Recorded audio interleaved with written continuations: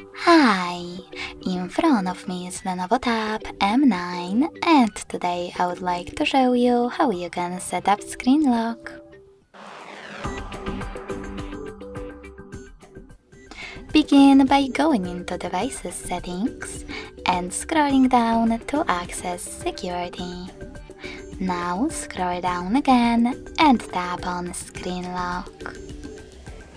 Following that, tap on the best login method for you: pattern, PIN or password.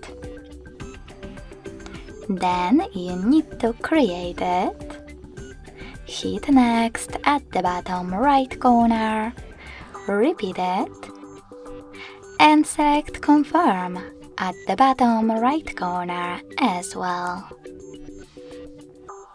Last but not least, answer this question by tapping on one of those options. How do you want the lock screen to display your notifications?